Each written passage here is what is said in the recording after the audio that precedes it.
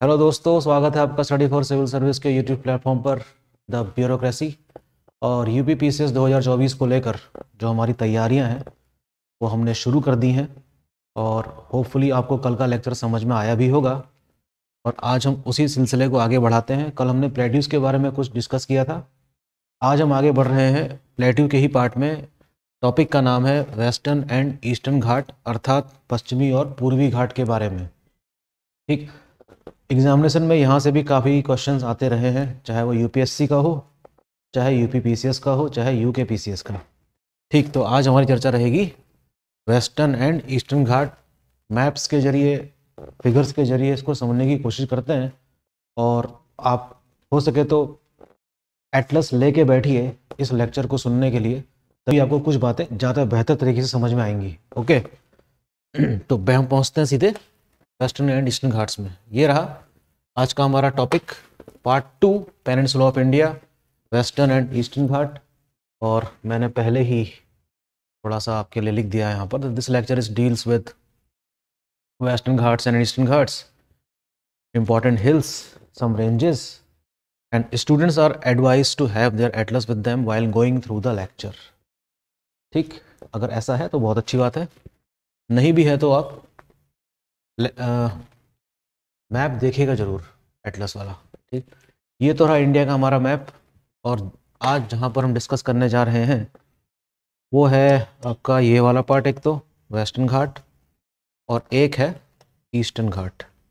ठीक है, वेस्टर्न और ईस्टर्न घाट हम आप डिस्कस करेंगे आज। ठीक है ना, वेस्टर्न और ईस्टर्न घाट काफ़ी इंपॉर्टेंट है, इकोलॉजिकल पॉइंट ऑफ व्यू से काफ़ी संवेदनशील इलाके हैं ये, खासतौर पे वेस्टर्न घाट के।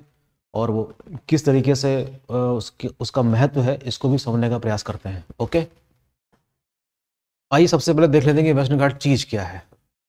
Western Ghats are the mountain range which runs parallel to the western coast of India and passes through 6 states. यहीं से क्वेश्चन आ जाता है कि पश्चिमी घाट भारत के कितने राज्यों से गुजरता है, तो इसका जवाब है 6। गुजरात से शुरू होकर कहाँ तक, तमिलनाडु तक। मैप देखने के लिए मैंने इसीलिए कहा है कि प्लीज़ आप इस चीज़ को मैप में ज़रूर देखें। टोटल लेंथ जो है इसकी वो है 1600 किलोमीटर, गुजरात से लेकर तमिलनाडु तक। और जो एरिया कवर करता है वेस्टर्न घाट वाला इलाका वो है 1,60,000 वर्ग किलोमीटर। हिंदी में भी लिखा है, पढ़ सकते हैं। पश्चिमी घाट पर्वत की एक श्रृंखला है जो भारत के पश्चिमी तट से समानांतर चलती है, और ये पर्वत श्रृंखला भारत के 6 राज्यों से गुजरती है, तथा इसका कुल क्षेत्रफल इतना है, गुजरात से तमिलनाडु तक इसकी कुल लंबाई 1600 किलोमीटर है। और ये हिमालय से भी क्या है, प्राचीन है, पहले ही बन गए थे। कैसे बने होंगे, जब इंडियन लैंडमास किसे टकराया होगा, तिब्बतन लैंडमास से। ठीक, इस तरीके से इसका निर्माण हुआ था। Okay, known for what, known for richest biodiversity that is flora and fauna. It is a UNESCO world heritage site. इसको यूनेस्को की धरोहर सूची में भी शामिल कर लिया गया। आप मुझे लिख के बताएंगे, मैंने जानबूझ के यहाँ पर नहीं लिखा है कि यूनेस्को की धरोहर सूची में इसको कब शामिल किया गया था, लेकिन 2011 में वेस्टर्न घाट को इकोलॉजिकल सेंसिटिव एरिया घोषित किया गया था। यूपीएससी में आ चुका है ये, ध्यान दीजिएगा, हो सकता आ जाए कि पश्चिमी घाट को 2011 में एक संवेदनशील क्षेत्र घोषित कर दिया गया था, इकोलॉजिकल सेंसिटिव एरिया। और कुछ कमेटीज़ गठित की गई थी इसके प्रोटेक्शन को लेकर, उसके नाम भी कभी कभी एग्जाम में आ जाते हैं, ध्यान देने वाली बात है। एक कमेटी का नाम है माधव गाडगिल कमेटी और एक का नाम है कस्तूरी रंजन कमेटी। ठीक है, तो एग्जाम में क्वेश्चन आ सकता है कि which of the following committee is not concern with the Western Ghat, या which of the following 2 committees are concern with the Western Ghat protection. तो उसका आंसर क्या है, माधव गाडगिल कमेटी और कस्तूरी रंजन कमेटी। इसके संबंध में जो रिपोर्ट इन्होंने प्रस्तुत करी थी, एक ज़रूरत से ज़्यादा इको फ्रेंडली थी और एक ज़रूरत से ज़्यादा क्या थी, इको फ्रेंडली नहीं थी। फिलहाल वेस्टर्न घाट एक धरोहर सूची में शामिल है और इसको प्रोटेक्ट करना काफ़ी ज़रूरी है, अपनी बायोडाइवर्सिटी के लिए जानी जाती है और विश्व धरोहर सूची में शामिल है, वेरी इंपॉर्टेंट। ठीक, आगे बढ़ जाते हैं। अब ये देखिए वेस्टर्न घाट, पहले तो आप इसका वो देखिए मैप, बड़ा अच्छा सा मैप है ये वेस्टर्न घाट का, देख लीजिए। शुरुआत इसकी हो रही है ऊपर गुजरात से और नीचे की तरफ जा रहा है कहाँ तक, तमिलनाडु तक। ठीक, ओके, तो ये रहा इसका मैप और यहाँ देख सकते हैं, शुरुआत देखते हैं इसकी कहाँ से होती है। The extended between Diu island near Gujarat, Diu island near Gujarat to Kanyakumari in the south. उत्तर में दीव आइलैंड से शुरुआत हो जाती है इसकी, और साउथ में कहाँ तक चलेगा ये, कन्याकुमारी तक। They form the western edge of the Deccan plateau, Deccan का जो पठार है उसका पश्चिमी सिरा बनाता है Western Ghat. They appear to be rising abruptly from the western coast plain to an altitude of 1 kilometre from the mean sea level. Abruptly का मतलब ये होता है कि जैसे आपके खड़े हैं यहाँ पर ऐसे, और आपके सामने एक चट्टान के रूप में खड़े हुए दिखाई देगा कौन, वेस्टर्न घाट। कुछ इस प्रकार से समझ सकते हैं इस चीज़ को। देखिए जैसे मान लीजिए कि आप यहाँ पे खड़े हैं वेस्टर्न कोस्ट में और देख रहे हैं कि इस तरीके से ये ऊंचा आपको दिखाई देगा, तो this is called what, the abruptly, suddenly जो एक चीज़ हमको दिखाई देगी चट्टान के रूप में लंबी सी, उस प्रकार से आपको ये दिखाई देगा। अच्छा, they have a gentle slope towards their eastern edge, इसका जो पूर्वी सिरा है वहाँ पर आपको धीमी सी या कह सकते हैं जेंटल स्लोप या ढलान आपको देखने को मिलेगी from the Deccan plateau and don't appear to be a tall range of hills, ठीक, और बहुत ऊंची चोटी के रूप में ये नहीं दिखाई देगा। सवाल यह है कि बना कैसे, very important. They were form due to the faulting along the western edge of the Deccan plateau. Faulting एक ज्योग्राफिकल टर्म है जिसको हम कहते हैं भ्रंश। उस फॉल्ट के कारण इसका निर्माण हुआ वेस्टर्न घाट्स का during the collision of the Indian plate with the Eurasian plate. जैसा कि मैंने अभी आपको बताया, जब इंडियन प्लेट टकराई होगी किससे, यूरेशियन प्लेट से, या कहना चाहिए तिब्बतन प्लेट से, तब जाके ये सब चीज़ें हुई।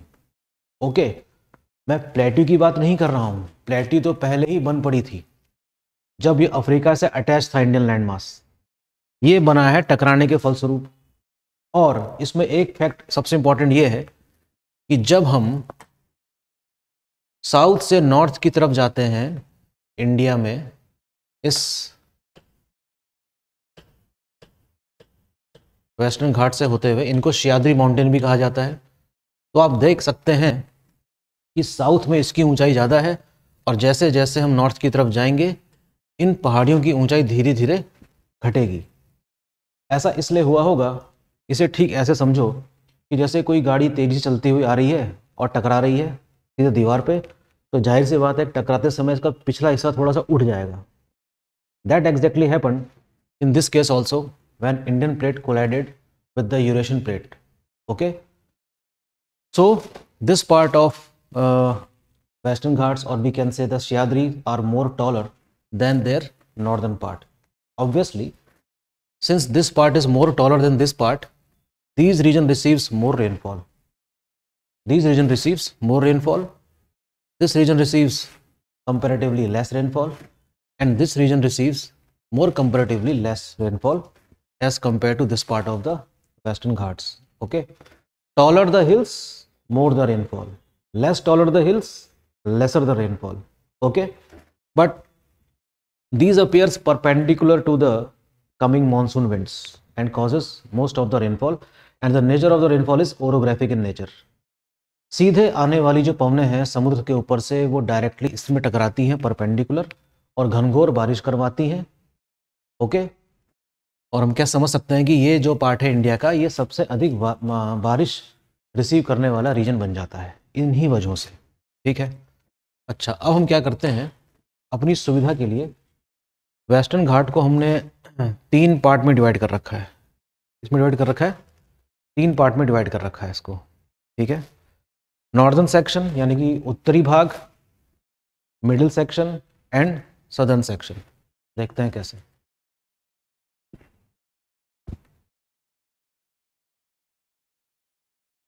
ठीक है, तो वही वाली बात आ गई। अब बात करते हैं किसकी, इसके उत्तरी भाग की। ये रहा इसका पार्ट, इसको आप जरा गौर से देखिए। ये है इसका नॉर्दर्न वाला पार्ट यानी कि उत्तरी भाग वेस्टर्न घाट का, ये है सेंट्रल वाला पार्ट, और ये है साउथ वाला पार्ट। देख लीजिए आराम से, कोई दिक्कत नहीं है।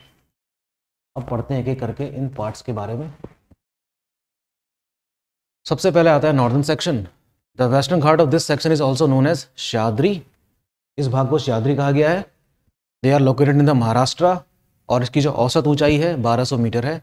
Above the mean sea level. जाहिर सी बात है कि ऊंचाई हमेशा समुद्र सतह से मापी जाती है। Sahyadri are made up of volcanic igneous rock. कौन सी चट्टानें पाई जाती हैं यहाँ पर? आग्नेय चट्टान पाई जाती है, बेसाल्टिक। बेसाल्टिक का मतलब होता है बेसिक रॉक, अर्थात जिसमें सिलिकॉन की कमी होगी, ठीक है। Hence they are geologically younger than the rocks in the other section of the Western Ghat. Very important, very very important. If the basalt is supposed to be newer than the other part of the rocks, it means what? The other part of the Western Ghats rocks are supposed to be more older, and they must have been constructed or developed in the earlier section, earlier part. Okay, so they are geologically younger than the rocks in the other section in the Western Ghat. अर्थात पश्चिमी घाट में यहाँ जो चट्टानें पाई जाती हैं उत्तरी वाले भाग में, वो तुलनात्मक रूप से क्या है? नई है। अगर हम तुलना किससे करें? वेस्टर्न घाट के दूसरे वाले हिस्से से, ठीक। Mahabaleshwar plateau is the highest region of the Sahyadri. Sahyadri का सबसे जो ऊंचा क्षेत्र है उसका नाम है महाबलेश्वर। आप जो मैप देखेंगे महाराष्ट्र का तो महाबलेश्वर आपको नजर आएगा। और यहीं से कौन सी नदी निकलती है? कृष्णा नदी, ठीक। महाराष्ट्र में महाबलेश्वर पठार, कृष्णा नदी निकलती है और पूरब की ओर बहती है, अर्थात ईस्ट की तरफ बहती है। और कहाँ गिर जाती है? बे ऑफ बंगाल में डेल्टा बनाते हुए, और रास्ते में कई सारी सहायक नदियों का पानी लेते हुए आगे बढ़ती है। क्वेश्चंस वहाँ से भी आ रहे हैं। अच्छा जी, एक minute. Important peak of the Sahyadris. अब हमको देखना है कि इस भाग जो हमारा है उत्तरी वाला भाग वेस्टर्न घाट का, उसमें क्या कुछ इंपॉर्टेंट पीक्स भी हैं? बिल्कुल हैं। एक का नाम है देखो कलसूबाई, आप अपने मैप में देखिएगा, प्लीज देखिए इसको। इसकी ऊंचाई है 1646 मीटर। कलसूबाई कहाँ है? महाराष्ट्र में। Tallest peak of the Sahyadri, एक नाम आएगा सलहेर, 1567 मीटर। हो सकता है क्वेश्चन आ जाए, इन चोटियों के नाम दे दिए जाएं और आपको अरेंज करने के लिए, लगाने के लिए दे दिया जाए कि घटते क्रम में लगाइए, बढ़ते क्रम में लगाइए, आ सकता है। हरीशचंद्रगढ़ 1422 मीटर, ये इसकी कुछ प्रमुख चोटियां हैं।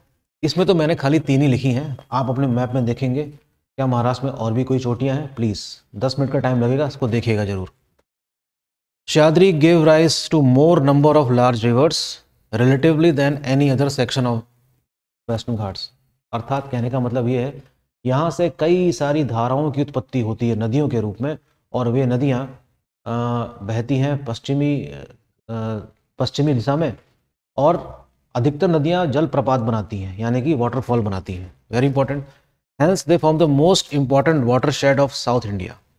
सम of the important passes of this section. अच्छा, हिमालय के केस में तो हम पढ़ेंगे ही दर्रे क्या होते हैं, इसी प्रकार से पश्चिमी घाट में भी दर्रे देखने को मिलते हैं। इनको गैप के नाम से जाना जाता है, जैसे कि पाल घाट, भोर घाट, नाम सुना होगा आपने। देखिए, Thal Ghat gap, the route between Mumbai and Nashik passes through this, ठीक है, पासेस भी मौजूद है। Bhor Ghat gap, the route between Mumbai and Pune, ठीक है। ये सारी चीजें आपको एक खास ऊंचाई पे जाके दिखाई दे सकती हैं। अगर आप हेलीकॉप्टर से घूमने निकल जाएंगे ना, तो ये सारे पासेस आपको एक खास ऊंचाई से दिखाई देंगे, बड़े खूबसूरत से, ठीक है। तो ये हो गया वेस्टर्न घाट का नॉर्दर्न सेक्शन वाला पार्ट, ठीक। आपको सारी बातें समझ में आ रही होंगी होपफुली। कमेंट बॉक्स में लिख कर जरूर भेजा करिए कि क्या सुधार किए जा सकते हैं, क्या समझ में आ रहा है, क्या समझ में नहीं आया। अगर आप कमेंट बॉक्स में कुछ सवाल करते हैं तो उसके जवाब भी आपको दिए जाएंगे, ओके। वही मैं चाहता भी हूँ। अब बात करते हैं किसके? मिडिल सेक्शन की। ये रहा मिडिल सेक्शन का नक्शा। आप मुझे बताइएगा कि मिडिल सेक्शन जो है वो इंडिया के कितने राज्यों से गुजर रहा है वेस्टर्न घाट का, ठीक। थोड़े एक्सरसाइज आप लोग भी करिए, है ना। अब बढ़ते हैं आगे और देखते हैं मिडिल सेक्शन में क्या क्या चीज़ें हैं भाई। This section runs through the states of Karnataka and Goa. बता दी मैंने बात। कहाँ से जा रहा है? कर्नाटक और गोवा से गुजर रहा है।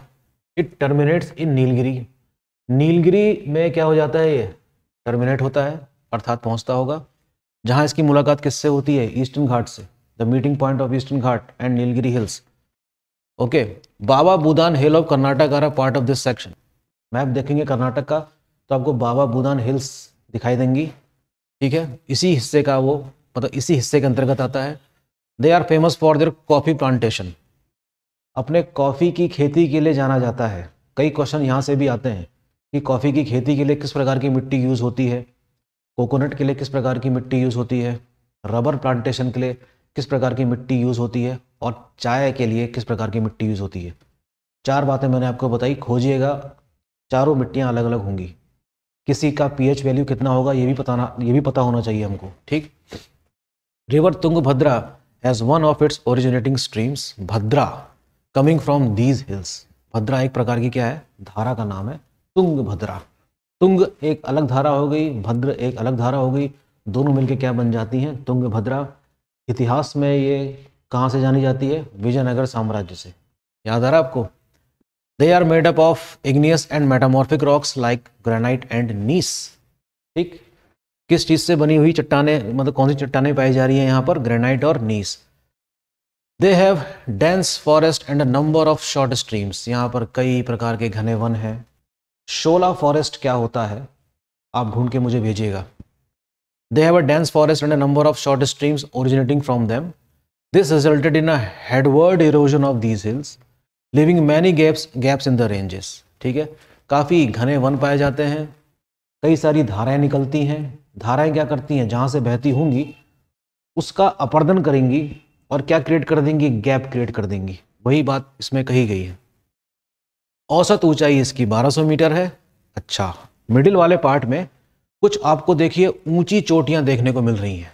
जैसा कि मैंने आपसे कहा था, जैसे जैसे हम साउथ की तरफ आएंगे चोटियों की ऊंचाई बढ़ती जाएगी। जैसे कि वावुल माला, उदेरमुख, उदेरमुख लोहे के खान के लिए जाना जाता है। पुष्पागिरी, ये सारी काफ़ी ऊंची चोटियां हैं। यहाँ पर 1714 मीटर की है और बाबुल माला इसमें सबसे ऊंची है 2339 मीटर की। Nilgiris are the prominent hills of this section. They rise abruptly at the tri junction of Karnataka, Tamil Nadu and Kerala. Kerala, Tamil Nadu और कर्नाटक का जो ट्राई जंक्शन है वहाँ पर आपको देखने को मिलेगी।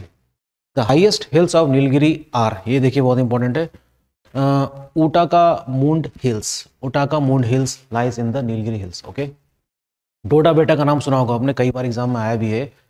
हाइट ही पूछ लेते हैं इसकी, कितना ऊंचा है ये, ठीक है। लेकिन अभी भी सबसे ऊंची चोटी साउथ इंडिया की यहाँ हमको नजर नहीं आ रही है। डोडा बेटा 2630 मीटर इसकी हाइट है, ठीक है। Is the highest peak in the Nilgiri hills. Nilgiri जो है ब्लॉक माउंटेन का उदाहरण है। जब हम पढ़ेंगे वर्ल्ड ज्योग्राफी में ब्लॉक माउंटेन क्या होता है, होस्ट क्या होता है, फोल्ड माउंटेन क्या होता है, तो आपको बात पता चलेगी कि इन सभी प्रकार के पर्वतों में अंतर क्या होता है, ठीक है। अच्छा, they rose between the faults and are hence considered to be the horst landform. HORST, horst landform. अगले लेक्चर में इसके बारे में समझाऊंगा मैं कि होस्ट लैंडफॉर्म क्या चीज़ है, ठीक। तो ये तो हो गया आपका वेस्टर्न घाट का मिडिल सेक्शन। अब देखते हैं इसका सदर्न सेक्शन, अर्थात इसका दक्षिणी भाग। मेरे ख्याल से इसको थोड़ा सा कर लेते हैं मैग्नीफाई। ये हो गया वेस्टर्न घाट का दक्षिणी भाग। It's separated from Sahyadri range bye Pal Ghat gap. Important point है। पश्चिमी घाट का जो सबसे दक्षिणतम हिस्सा है वो किसके द्वारा विभाजित होता है, तो उसका जवाब है पाल घाट गैप। देखिए इसमें कई सारे नाम आ रहे हैं, सारे के सारे नाम आपके मैप में लिखे हुए हैं। एक दो बार मैप में देखेंगे तो सारी बातें समझ में आएंगी कि लोकेशन किसकी कहाँ पर है, ठीक है। This is one of the break in the continuity of this range. वैसे हमने सुना है कि वेस्टर्न घाट एक कंटिन्यूस माउंटेन चेन है, लेकिन फिर भी कहीं कहीं पर ब्रेक तो है ही। तो हम कह सकते हैं this is one of the break in the continuity of this range. और ये जो गैप्स हैं, अब देखो इस गैप का फ़ायदा कैसे उठाया जाता है हम लोगों के द्वारा, कि हमने क्या कर लिया, जैसे मान लीजिए कि ये कोई माउंटेन रेंज चली और बीच में गैप छूट गया, फिर से स्टार्ट हो रही है, फिर से चल रही है, तो these gaps must be utilise by transportation activity. Railway line बिछाई जा सकती है, रोड कंस्ट्रक्ट करी जाती है। भाई 24 से 30 किलोमीटर तो बहुत बड़ा एरिया है रोडवेज के निकलने के लिए, रेलवेज के निकलने के लिए। तो ये वही रास्ते हैं जहाँ से मानसून विंड्स भी अपना रास्ता खोज लेती हैं और कुछ बारिश इस इधर वाले इलाके को मिल जाती होगी। सिर्फ कुछ बारिश मिलती है, ज़्यादा नहीं। एवरेज एलिवेशन कितना है सदर्न पार्ट का, 1500 से 2000 मीटर, सॉरी, जिसमें अनायमुडी सबसे ऊंची चोटी है। अब आई देखिए सबसे ऊंची चोटी दक्षिण भारत की अनायमुडी, जिसकी ऊंचाई कितनी है 2695 मीटर। यूपीपीसीएस में ये क्वेश्चन कई बार आया है, याद रखेंगे। इसकी ऊंचाई कितनी है 2695 मीटर अनायमुडी की। अच्छा, बीइंग द टॉलेस्ट पीक। अच्छा, एक चीज़ और लिखी है, देखिए मैंने आप लोगों के लिए यहाँ पर एक नेशनल पार्क है, जिसका नाम है एराविकुलम नेशनल पार्क। क्या नाम है? Eravikulam National Park lies near Anamudi. Eravikulam National Park lies near Anamudi. ध्यान देंगे इस बात का, ठीक। अच्छा, अब देखिए ये बड़ी इंपॉर्टेंट बात है यहाँ पर। इस पॉइंट से जब आप मैप देख रहे होंगे अपना, तो आपको 3 दिशाओं में 3 रेंजेस जाती हुई नजर आएंगी। एक का नाम है अन्नामलाई हिल्स, उत्तर की तरफ जाते हुए दिखाई देगी। पालनी हिल्स नॉर्थ ईस्ट की तरफ जाते हुए दिखाई देगी। और एक है इलायची की पहाड़ियाँ अर्थात कार्डमम हिल्स। ये तीनों आप तमिलनाडु, केरला और कर्नाटक के पास देखेंगे, मैप में देखेंगे। तीनों को अलग अलग दिशाओं में रेडिएट होते हुए देखेंगे, ठीक है। इन सब की ऊंचाई देख लीजिए 1800 से 2000, 900 से 1200। कार्डमम हिल्स, जिसको येलामाला हिल्स भी कहते हैं, इसकी ऊंचाई इनसे कम है, लेकिन एक एब्रप्टली ऊंचाई कहाँ पर मिलती है आपको, कितनी 2700 मीटर की, ठीक है। ये चलती है दक्षिण की तरफ, ओके। ये हो गया आपका सदर्न पार्ट। तो ये तो बातें करी हमने वेस्टर्न घाट्स के बारे में। अब हमें ईस्टर्न घाट भी समझना होगा। अच्छा, ईस्टर्न घाट देख लेते हैं, यानी कि पूर्वी Ghat. Eastern Ghat are the series of hills. ये भी क्या है, पहले इसका मैप देखिए आप। पहले इसका देखेंगे क्या हम मैप। ये देखिए कुछ इस तरीके से दिखाई पड़ेगा, मैप में आपको ज़्यादा अच्छा दिखाई देगा।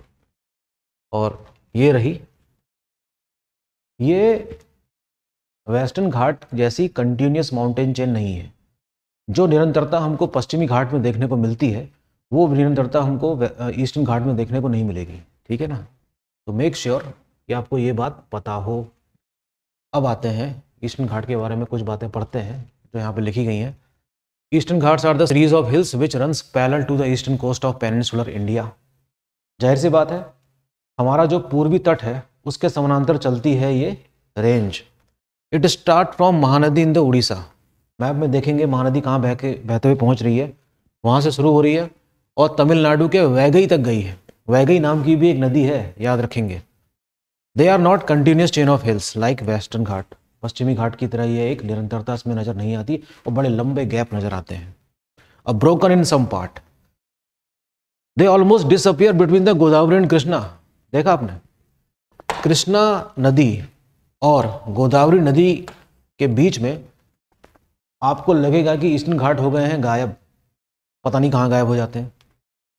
और आप देख सकते हैं वो रीजन कितना फर्टाइल है, गोदावरी और कृष्णा नदी के डेल्टा बनाती है वहाँ पर, है ना। समझ रहे हैं बात को, बहुत इंपॉर्टेंट बात। They can be divided into 2 part. Eastern Ghat को भी हम क्या कर लेते हैं, वेस्टर्न घाट को तो हमने 3 पार्ट में डिवाइड किया था, ईस्टर्न घाट को हम कर लेते हैं 2 पार्ट में डिवाइड, नॉर्थ और south. Only in its northern part, अर्थात सिर्फ इसके उत्तरी भाग में ही हम देखते हैं we can see the true mountain character. इसका जो माउंटेनस कैरेक्टर है वो इसके उत्तरी भाग में ही देखने को मिलता है। चौड़ाई काफ़ी ज़्यादा है, 200 किलोमीटर चौड़े हैं, और दक्षिण की तरफ इनकी चौड़ाई थोड़ी कम हो जाती है। क्या ऐसा है?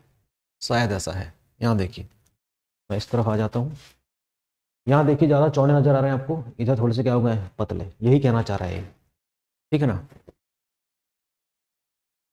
अच्छा, अब कुछ रेंजेस के नाम सुनिए।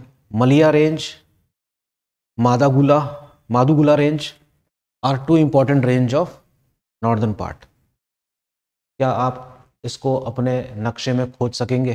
प्लीज़ खोजने का प्रयास कीजिएगा। औसत ऊंचाई मलिया रेंज की कितनी है? 900 से 1200 मीटर। महेंद्रगिरी उड़ीसा में दिखाई देगा आपको, 1501 मीटर की ऊंचाई पर है। ये इसकी सबसे ऊंची चोटी है। मलिया रेंज की सबसे ऊंची चोटी कौन सी है? महेंद्रगिरी, जो कि 1501 मीटर की है, ठीक। आइए अब आते हैं इसके थोड़े और कुछ फैक्ट्स देख लेते हैं। Madugula range is more higher than the Maliya range. जो मादुगुला श्रेणी है वो मलिया रेंज से ऊंची है, इसकी औसत ऊंचाई 1100 से 1400 मीटर के बीच में है। कुछ रेंजेस में कुछ चोटियां भी आपको याद रखनी होंगी। एक का नाम है अरमाकोंडा जो 1680 किलोमीटर की है, सॉरी 1680 मीटर की है। ऊंचाई हमेशा मीटर में, लंबाई हमेशा किलोमीटर में। गलीकोंडा 1643 मीटर। ये कुछ इंपॉर्टेंट पीक्स हैं इस वाले हिस्से में, आप इसको याद रखेंगे, ठीक। और इसका जो दक्षिणी भाग है ईस्टर्न घाट का, ये कृष्णा नदी के दक्षिण में फिर से प्रकट होता हुआ नजर आएगा आपको। आंध्र प्रदेश में इसका विस्तार हुआ है मुख्य रूप से। नल्लामलाई रेंज यहाँ आपको दिखाई देगी और ये उत्तर में है। पालकोंडा रेंज साउथ में दिखाई देगी। आपके मैप में ये सारी रेंजेस लिखी हुई हैं। हाँ, to the south of these ranges in Tamil Nadu we have Javadi Hills. ये देखो देखो देखो देखो, Javadi Hills, Shevaroy Hills are important ranges. Biligiri Rangan range is 1279 metre high, lies in the Coimbatore district. Okay, अच्छा, नीलगिरी हिल्स के बारे में क्वेश्चन एग्जाम में आया है कि नीलगिरी हिल्स किस में मर्ज हो जाती है, वेस्टर्न घाट में, और ईस्टर्न घाट और वेस्टर्न घाट का ये क्या है, मीटिंग पॉइंट है। तो इस तरीके से हमने देखा कि वेस्टर्न घाट्स की क्या इंपॉर्टेंस है और इकोलॉजिकली ये कितनी इंपॉर्टेंस लिए हुए है, और यूनेस्को की धरोहर सूची में भी इसको शामिल कर लिया गया था, वेस्टर्न घाट को, ईस्टर्न घाट को नहीं। ओके, तो मैं चाहूँगा कि आप लोग प्लीज़ इस लेक्चर को सुनते सुनते अपना मैप ज़रूर साथ में रखिएगा, तभी बनेगी बात, नहीं तो कई चीज़ें मिस हो जाएंगी। सिर्फ लेक्चर सुन के ही नहीं होगा, लेक्चर सुनने के साथ साथ आपको मैप रीडिंग भी करनी होगी। ओके, तो मिलते हैं अगले लेक्चर में, और पढ़ाई करते रहिए। और जिन लोगों ने फॉर्म नहीं भरे हैं, फॉर्म भरना शुरू कर लीजिए, ठीक है।